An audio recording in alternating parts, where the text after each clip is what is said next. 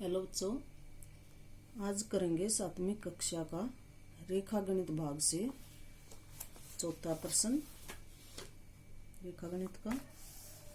और अध्याय चल रहा है चतुर्भुज। चतुर्भुज में हमने 3 सवाल कर लिए, पहला, दूसरा और तीसरा। एक साधारण वर्ग था पहले सवाल में, दूसरे सवाल में एक विकर्ण के आधार पर वर्ग था, फिर तीसरे सवाल में एक साधारण आयत बनाई गई थी और चौथे सवाल में विकर्ण पर आयत बनाएंगे। यानी एक साधारण सवाल है और एक विकर्ण के आधार पर सवाल है।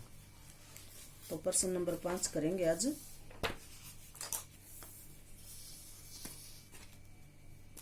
कक्षा 7वीं।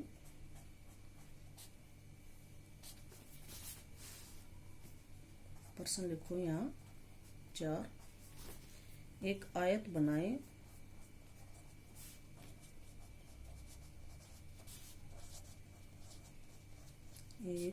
बनाए जिसका एक विकर्ण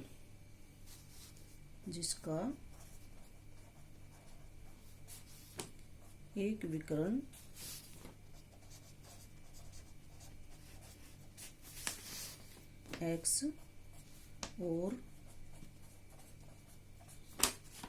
एक भुजा,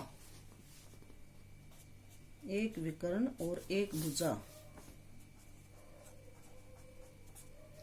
y के समान हो,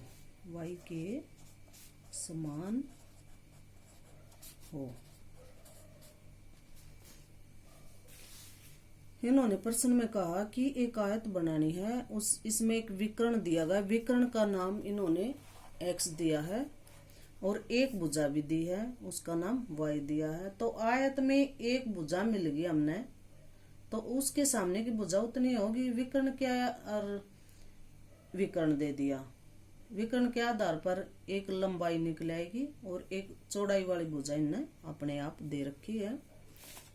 तो आगे करेंगे इस सवाल को। एक विकर्ण ले लिया, दिया हुआ रेखाखंड, हल्के होते हैं ना दिए हुए रेखाखंड, ये ध्यान रखना है कि हमेशा विकर्ण भुजाओं से बड़ा होता है, लंबा होता है। ये तो हो गया विकर्ण। इन विकर्ण का नाम रखा x और एक भुजा दे दी। अगर आप माप के आधार पर लो तो माप के आधार पर ले लो, 7 सेंटीमीटर विकर्ण ले लो और 3 सेंटीमीटर 2.5 सेंटीमीटर एक भुजा दी है y, ये ले लो।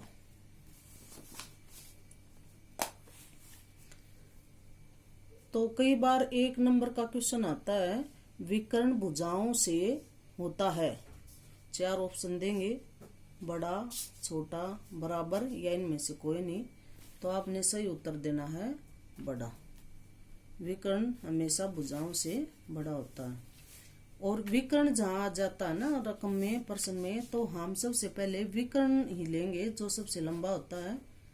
जितना विकर्ण यहाँ ले लिया ना आपने, उतना ही विकर्ण यहाँ लेंगे। मान लो यहाँ 7 सेंटीमीटर लिया है, 7 सेंटीमीटर लिया है यहाँ पे, तो यहाँ भी 7 सेंटीमीटर ही लेंगे, इससे कम ज्यादा नहीं होना चाहिए।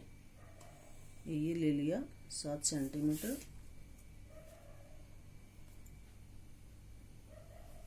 इसका नाम हमने A और C दर दिया। अब बनाना क्या, हमने आयत बनानी है विकर्ण के आधार पर। तो हम सबसे पहले इस AC विकर्ण के समद्विभाजन करेंगे। पेज को घुमा लिया करो, आधे से ज्यादा खोल के हम ये बिंदुदार चाप लगाएंगे दोनों बिंदुओं से, A से और C से। अब मैं A से लगा रही हूँ, इसको बढ़ा दिया करो, दोबारा नहीं बढ़ानी पड़ेंगी, फिर ये एक दूसरे को काटना बहुत जरूरी है। तो अब दूसरी चाप लगाएंगे बिंदु C से, ये काट ले इसको और ऊपर से भी काट देगी, ये काट दिया। ऐसे रेखाखंड को इन दोनों चापों ने काट दिया है। जहां से ये चाप एक दूसरे को काट रही हैं वहां एक हल्का निशान दो और इनके मध्य बिंदु से बिल्कुल बीचों बीच निकलता हुआ एक बिंदुदार रेखाखंड ले लो जो ए सी रेखाखंड को दो भागों में बांटेगा। ये यहाँ बांट गया, यहाँ बांट दिया इसने। ये देखो, ये इस बिंदु पे ए सी रेखाखंड के दो समान भाग कर दिए। अपनी मर्जी से लो, मर्जी से ले लो ना। इसका नाम इधर दो, उधर दो। ये इस बिंदु का नाम है ये, जहाँ ये रेखाखंड इस रेखाखंड को दो समान भागों में बांट रहा है ना, इस बिंदु का नाम है ई। अब जहां हमारा ई बिंदु आ गया, वहां प्रकार रखना है यहाँ,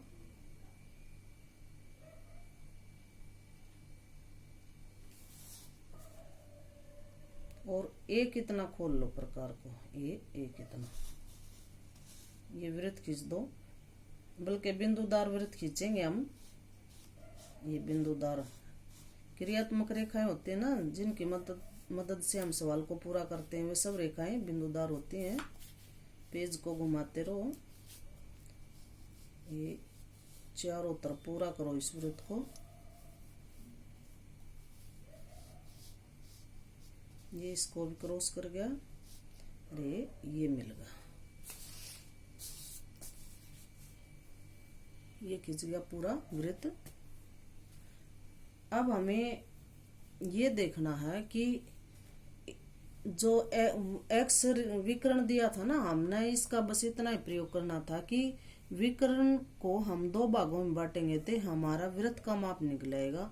और वृत्त खींचने के बाद हमारी ये भुजा है, जो आयत की चारों भुजाएं ये मिल जाएंगे हमें। अब एक भुजाएं ना आयत की दे रखी है वाई। इस वाई कितना प्रकार खोलो, ये ऐसे जितना वाई है ना, ये रेखाखंड है, ये बड़ा रेखाखंड, ये इस कितना प्रकार खोलो, वाई कितना, और ए पर रखो। ये ऊपर की तरफ कट मार दो, ये मार दिया, और सी पर रख कर नीचे की तरफ ये कट मार दिया। यहाँ रख कर यहाँ मार दिया कट, और सी पर रख कर नीचे की तरफ ये कट मार दिया, चाप लगा दी। ये हमारे बी और डी रेखाखंड आगे। ए सी विकर्ण था, ये यो मान लो बी आ गया, यो सी था, यो डी आ गया। ए बी सी और डी। अब हम इनको मिला देंगे, सी और डी को मिला दो, गड्ढे उत्तर रेखाएं आ गई, हमारी आयत बन जाएगी। आयत की भुजा है ये।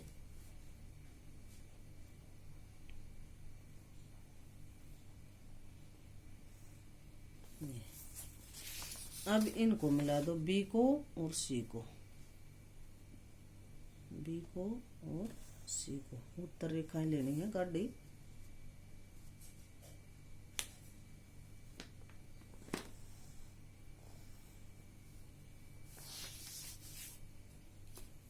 ए बी सी डी, ये बन गई हमारी आयत। जो विकर्ण के आधार पर आयत बनानी थी ना, ये हमारी आयत बनकर तैयार हो गई है। क्वेश्चन नंबर 4 कंप्लीट हुआ।